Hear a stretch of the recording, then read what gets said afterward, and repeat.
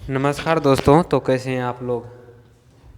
आज हम लोग एक्सरसाइज 1.1 पढ़ने वाले हैं, जिसमें आप हम लोगों ने थ्योरी ख़त्म कर चुका था और एग्जाम्पल जो अध्याय 1 था प्रश्नावली 1.1 से पहले इनका थ्योरी और एग्जाम्पल जो भी था इसके अंदर ख़त्म हो चुका था।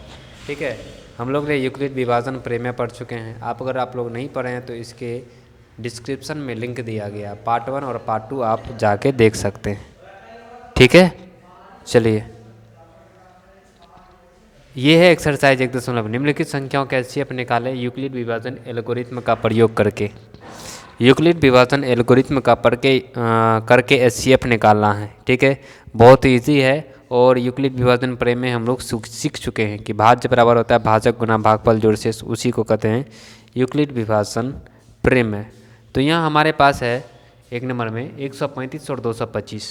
ये हमारा पहला क्वेश्चन है, जिसमें आप देखिएगा कि इसे कह रहा है यूक्लिड विभाजन एल्गोरिथ्म की सहायता से क्या कीजिए एचसीएफ निकालिए। तो इनको बनाने के लिए सबसे पहले आइए रफ में चलते हैं। आपको इधर देख रहा होगा, नहीं दिख रहा होगा तो सबसे पहले हम लोग रफ कर लेते हैं। ठीक है, रफ करना होता है। चलिए आप लोग को दिखा देते हैं रफ कैसे करते हैं। यहाँ पर रफ दिख रहा होगा कि हमने 135 से 225 में भागा दिए, जैसे बच्चे में हम लोग बनाते थे एचसीएफ, सेम उसी तरह से एक बार में लगा और शेष बचा 90। ठीक है, और फिर 90 से भाग दिए 135 में तो एक बार में लगा, यहाँ बचा शेष 45, फिर 45 शेष दिए, दो बार में शेष बचा 0। जहाँ पे 0 शेष आ जाए वही होगा क्या, यही हो जाएगा एचसीएफ। ये इस विधि से हम लोग अपने बचपन में बनाते थे। सेम उसी तरह से करना है। जैसे स्टेप 1 में हमने लिखा कि पहले 135 से 225 में भाग दिए तो हमारा शेष बचा था 90। तो 225 में 135 से भाग दिए तो कै बार में लगा, एक बार में। तो 135 गुना 1 शेष बचा 90, तो शेष लिख दिए 90। ठीक है, जोड़ 90। स्टेप 2 में देखिए 90 से हम भाग दिए 135 में, तो 135 बराबर लिखना है 90 गुना 1 जोड़ 45। ठीक है, 45 शेष बचा था। फिर हमने क्या किया, 90 से भागा दिए कि 45 से भागा दिए 90 में। बचपन में बनाते थे हम लोग, याद होगा आप लोग को पूरी तरह से, अच्छी तरह से हमें ऐसा करते हैं। 90 बराबर क्या लिखना, 45 गुना 2 जोड़ 0। 45 को 2 बार किया तो 90 शेष बचा 0, और जहाँ पे शेष 0 हो जाए उस वो हो जाएगा एचसीएफ। तो देखिए 45 से भाग देने पर शेष 0 बचा, तो एचसीएफ हमारा हो गया 45। ठीक है, ये समझ गए होंगे। चलिए दूसरा नंबर क्वेश्चन पे।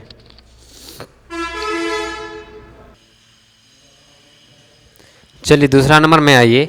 यहाँ पे देखिए 196 और 38 220 का हमें निकालना है एचसीएफ। ठीक है, इसके लिए भी हमें रब करना होगा। देखिए रब करने के लिए हमने क्या किया, जो छोटी नंबर है 196 और बड़ी नंबर है 38,220, तो हमने 196 से भागा दिए 38,220 में। 38,220 में देखिए भागा दिए तो हम सबसे पहले भागा देंगे जब तक शेष 196 से कम नहीं आ जाएगा। ठीक है, जब तक शेष 196 से कम नहीं आ जाएगा तो हमने भागा देना स्टार्ट किया।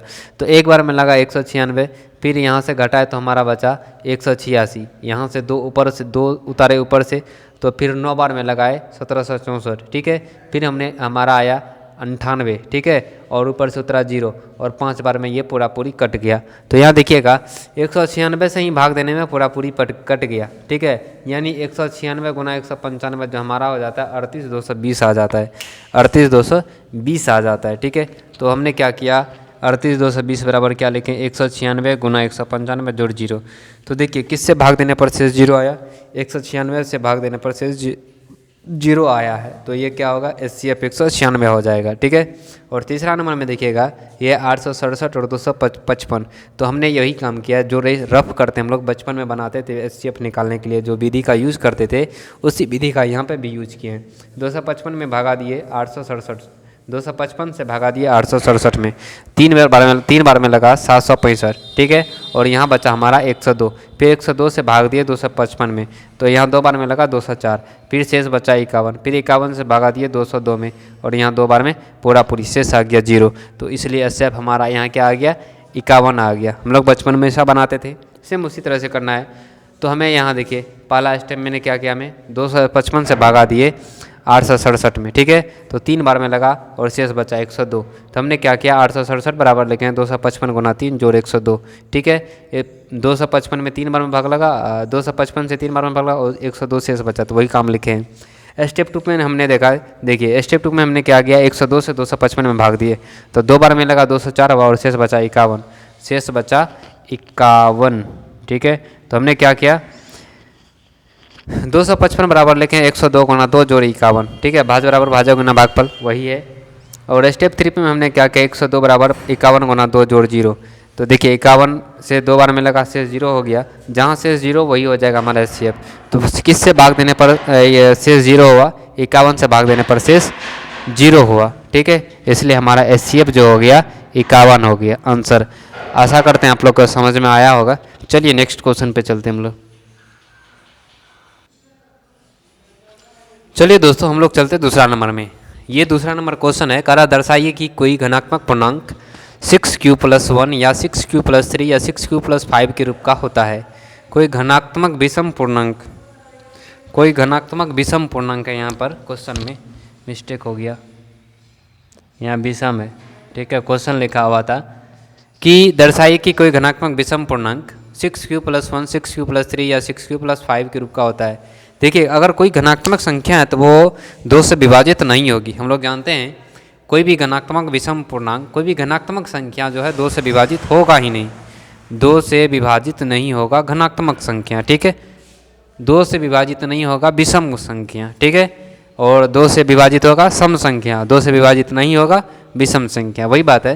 तो विषम संख्या कर रहा है, तो हमने क्या किया, माना कि कोई धनात्मक पूर्णांक a और b है। देखिए b बराबर हमने 6 माना, क्योंकि यहाँ जो हमें दिया गया है ये 6 दिया है। ठीक है, ये 6 यहाँ पे लिखा हुआ है, इसलिए b बराबर हमने 6 लिया है। ठीक है, ए और इसको हम लोग इसका जो थ्योरी समझाए हैं, b क्यों लेते हैं, 6 क्यों लेते हैं, ये हम लोग पार्ट 2 में पढ़ा है। इससे पहले वाला वीडियो में अगर आप लोग नहीं देखें तो जाके जरूर से देखिए, उसमें थ्योरी प्रेमे के साथ बहुत ही डिटेल से समझे हैं कि b बराबर हमने 6 क्यों लिया है। ठीक है, तो चलिए, और इनका जो शेष आएगा किसी भी नंबर से भाग देते हैं। जैसे 6 से भाग देना है तो शेष हमेशा 6 से कम और 0 कम से कम शेष 0 और 6 से कम आएगा शेष। ठीक है, और शेष 6 से कम 0 क्यों आएगा इसको भी हमने डिटेल से पढ़ा है पिछले वीडियो में। ठीक है, किसी भी नंबर से भाग देते, जैसे यहाँ 6 से भाग दिए तो शेष कम से कम 5 तक आएगा, शेष 6 तो नहीं आएगा, वही बात हमने 6 से कम और 0 से बड़ा लिखा है शेष। ठीक है, 0 या 0 से बड़ा और 6 से कम आएगा शेषफल, आर मतलब रिमाइंडर शेषफल होता है। आप लोग सेकेंड पार्ट नहीं देखें तो जल्दी से जाके देखिए और तब ये समझ में अच्छे से आएगा, उसमें प्रेमे के साथ समझाएं। तो हमने a बराबर पहला कंडीशन लेके आया 6q+1, किसी मान लीजिए a में हम भाग दे रहे हैं तो 6 से भाग दे रहे हैं, 6 से किसी संख्या में q बार में लगा तो शेष पहला कंडीशन आ सकता है 0, दूसरा कंडीशन में शेष 1 आ सकता है, तीसरा कंडीशन में 2, चौथा कंडीशन में 3, पाँचवा कंडीशन में 4 और छठा कंडीशन में 5 शेष आ सकता है। ठीक है, इस 0 1 2 3 4 5 शेष आ सकता है, सभी शेष को हमने जोड़ दिया है। ठीक है, फिर हमने देखिए 6q+1 बराबर क्या होता है, 6q होता है। 6q को हम लोग 2 गुना 3q लिख सकते हैं। ठीक है, तो ये 2 से विभाजित है, ये 2 से, आप 2 से भाग दीजिएगा तो इसमें 2 से भाग लग जाएगा 3q बार में। यहाँ देखिए 6q+1 है तो 6q+1, इसमें 2 से भाग नहीं लगेगा। देखिए किसी q की जगह आप कोई भी नंबर रख दीजिए, ठीक है, तो यहाँ भाग नहीं लगेगा 2 से। ठीक है, 2 से भाग नहीं लगेगा इसमें। फिर यहाँ देखिए 6q+2, यहाँ दोनों में 2 कॉमन है, 2 कॉमन है तो 6q+1, इसमें 2 से भाग दीजिएगा आप, 2 से ये 2 कट जाएगा यानी कि भाग लग जाएगा। फिर 6q+3 में देखिए, इसमें 2 से भाग नहीं लगेगा 6q+3 में। ठीक है, फिर यहाँ देखिए 6q+4 में, यहाँ 2 से देखिए 2 कॉमन लेते हैं तो 3q+2 होता है, तो यहाँ 2 से भाग लग जाएगा। यहाँ 6q+5 है, 6q+5 लिख दिए क्योंकि इसमें 2 से भाग नहीं लगता है। जिसमें 2 से भाग लगता है उसमें हमने 2 कॉमन कर लिया, देखिए 2 कॉमन कर लिए, 2 कॉमन कर लिए, जिसमें भाग नहीं लगता उसको छोड़ दिए। अब हमें क्या करना है, लिखना है कि चूंकि 6q+6q+2 6q+5 2 से विभाजित है, ये सभी क्या है 2 से विभाजित है, और जो 2 से विभाजित होता है वो सम घनात्मक पूर्णांक होता है। जो 2 से विभाजित है तो वो सम संख्या है, 2 से विभाजित है इसलिए ये सम संख्या है, यानी 6q+2 और 6q+4 क्या है, सम संख्या है। तथा 6q+1 देखिए ये 2 से विभाजित नहीं है, 6q+1 6q+3 6q+5, तो हमने क्या लिखा 6q+1 6q+3 और 6q+5 2 से विभाजित नहीं है, इसलिए ये विषम घनात्मक पूर्णांक है। और यहाँ पे लिख देना हमें प्रूव्ड, ये प्रूव्ड हो गया। क्यों प्रूव्ड हो गया, क्योंकि ये 2 से विभाजित नहीं है तो घना विषम होगा, और इसी को हमने दर्शाया है। ठीक है, तो अगर आप लोग नहीं देखें तो थ्योरी समझाएं कि यूक्लिड विभाजन प्रमेय क्या होता है, उस तरह से पिछले पार्ट में पूरा समझाएं और एग्जाम्पल के साथ बताएं, तो आप ज़रूर उस वीडियो को जाके देखिए। चलिए अब आगे बढ़ते हैं तीसरा नंबर में। चलिए दोस्तों, हमने तीसरा नंबर का क्वेश्चन नहीं लिखा है, लेकिन आप लोग को समझा देते हैं, पढ़ के समझा देते हैं कि क्या है क्वेश्चन। आप लोग ज़रूर सुन लीजिएगा। कह रहा है किसी परेड में 616 सदस्यों वाली एक सेना की टुकड़ी को 12 सदस्यों वाली एक आर्मी के बैंड के पीछे मार्च करना है। दोनों समूहों को समान संख्या वाले स्तंभ में मार्च कराना है। तो इन स्तंभों की संख्या क्या होगी जिसमें वे मार्च कर सकते हैं? फिर से देखते हैं। किसी परेड में 616 सदस्य वाली आर्मी है, ठीक है, की टुकड़ी को 32 सदस्य वाली 600 सदस्य को 16 को क्या करना है? 32 टुकड़ी में विभाजित करना है, ठीक है, 32 टुकड़ी में विभाजित करना है और सबको क्या करना है? आर्मी के पीछे खड़ा करना है। तो दोनों सदस्यों की संख्या में स्तंभ वाले मार्च करना होगा, समान संख्या वाले स्तंभों में मार्च करना होगा। इन स्तंभों की अधिकतम संख्या क्या होगी? इनको निकालने के लिए हम लोग को एचसीएफ निकालना पड़ेगा, ठीक है। एचसीएफ हमने निकाल दिया। यहाँ 32 और 616 का एचसीएफ निकाले तो देखिए यहाँ एक बार में लगा 32, ठीक है, यहाँ बचा हमारा 29 और ऊपर से उतरा 6, ठीक है। फिर 9 बार में लगाए तो 288 और हमारा शेष आ गया 8, यानी 32 से कम आया। फिर 8 से भगा दिए, कितना? 32 में 4 बार में लगा तो यहाँ एचसीएफ जो निकला हमारा निकला 4। एचसीएफ कितना निकला? 4। जो एचसीएफ निकाला वही स्तंभ की संख्या हो जाएगी। 8 निकला है तो स्तंभ की संख्या कितना हो जाएगी? स्तंभ की संख्या 8 हो जाएगी, ठीक है। 8 को स्तंभ बनेगा ऐसा। तो समझ में आया होगा दोस्तों ये क्वेश्चन, ठीक है। 616 को परेड है, 616 को आर्मी है, उसको 32 को के 32 को सेना है। मान लीजिए इसमें 32 को सेना है, उसमें कह रहा है कि 32 को सेना का कै को हम लोग बना सकते हैं टुकड़ी 616 का सेना में, ठीक है। 32 को का कै को बना सकते हैं? तो 8 को बना सकते हैं। चलिए आगे बढ़ते हैं। चलिए दोस्तों, ये है चौथा नंबर क्वेश्चन। करा यूक्लिड विभाजन का प्रयोग करके दर्शाइए कि किसी घनात्मक पूर्णांक का वर्ग किसी पूर्णांक m के लिए 3m या 3m+1 के रूप का होगा। चलिए इनको बनाने के लिए सबसे पहले हमने लिखा प्रूफ। कोई भी क्वेश्चन में आपको दर्शाइए सिद्ध कीजिए आए तो आप वहाँ पे प्रूफ लिख सकते हैं सॉल्यूशन की जगह। तो हमने लिखा प्रूफ, माना कि कोई घनात्मक पूर्णांक a और b बराबर 3 लिए, ठीक है, b बराबर 3 लिए, क्योंकि 3 का वर्ग, ठीक है, b बराबर क्या लिए हैं? 3 लिए हैं। देखिए इनका जो रिमाइंडर आएगा 3 से कम और 0 से बड़ा आएगा। तो हमने फिर क्या लिखा? a बराबर 3q प्लस 0 करना जरूरी नहीं था, इसलिए हमने +3q लिखे, सिर्फ 3q लिखे हैं। फिर क्या किए? इसका वर्ग किए, वर्ग का रहा है, वर्ग मतलब स्क्वायर, तो 3q का स्क्वायर किए तो 9q का स्क्वायर हो गया। तो यहाँ 3 कॉमन लिए। देखिए ये कोई कांस्टेंट होगा 3q का स्क्वायर, 3q का स्क्वायर, इसको हमने m मान लिया, इसको हमने क्या किया? m मान लिया, क्योंकि हमें कह रहा है कि 3m+1 के रूप में लिखे। 3m ये m मान लिए तो 3 का 3 और इसको m माने तो 3m हो गया, ठीक है। ये हुआ पहला। दूसरा में हमने फिर क्या किया? a बराबर 3q+1, मतलब दूसरा कंडीशन में शेष 1 हो सकता था तो हमने 1 लिखा, ठीक है। तो 3q+1 का स्क्वायर किया, देखिए a + b का whole square, sorry a square plus 2ab plus b का स्क्वायर, तो ठीक है। तो ये हो गया 3 3 9 q का स्क्वायर प्लस 3 दूनी 6q+1, ठीक है। फिर यहाँ पे हमने सेम कुछ लिखा 3 9 q का स्क्वायर प्लस 6q+1। तो यहाँ देखिए 3 कॉमन होगा, ये दोनों में 3 कॉमन है कि नहीं? 3 कॉमन लिए तो 3q का स्क्वायर प्लस 2q प्लस हो गया, ये अलग करके 1 लिखा हमने, ठीक है। फिर देखिए ये भी कोई कांस्टेंट होगा, मान लीजिए हम वो कांस्टेंट m को माने हैं, ठीक है, 3q का स्क्वायर प्लस 2q, तो ये कोई m होगा। तो हमें ये कांस्टेंट दर्शाने के लिए हमने m माना है इसको, तो 3 × m+1 लिखे हैं, 3m+1 लिखे हैं। तीसरा कंडीशन देखिए a बराबर शेष जो है 2 आ सकता था, हमने लिखा है 3q+2, हमने क्या लिखा है?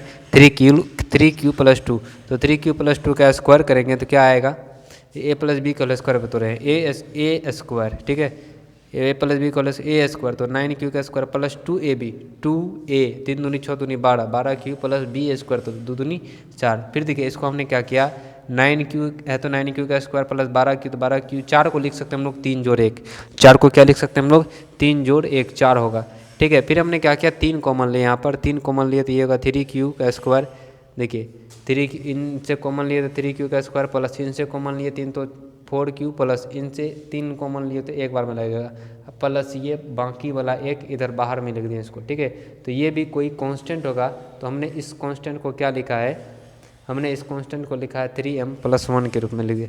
इसको हमने क्या किया m के रूप में, इसको जो हमने क्या किए m मान लिए, इसको हमने क्या किया m मान लिया। ठीक है, m माने तो वो हो गया 3m+1। तो देखिए हमने क्या किया, इनका स्क्वायर किया, इनका स्क्वायर किया, इनका स्क्वायर किया। ठीक है, तो हमें क्या आया कि 3m या 3m+1 के रूप में आ रहा था। तो हमने लिखा था किसी भी धनात्मक पूर्णांक का वर्ग 3m या 3m+1 के रूप का होता है। तो यहाँ पर हमने क्या लिख दिए, प्रूव्ड लिख दिए। आशा करते हैं आप ये समझे होंगे। ठीक है, चलिए दोस्तों, चलिए इनका लास्ट क्वेश्चन हम लोग नेक्स्ट वीडियो में देखेंगे। चलिए आप लोग का धन्यवाद दोस्तों। अगर आप लोग चैनल पे नए हैं तो चैनल ज़रूर सब्सक्राइब कर लीजिए। ठीक है, थैंक यू।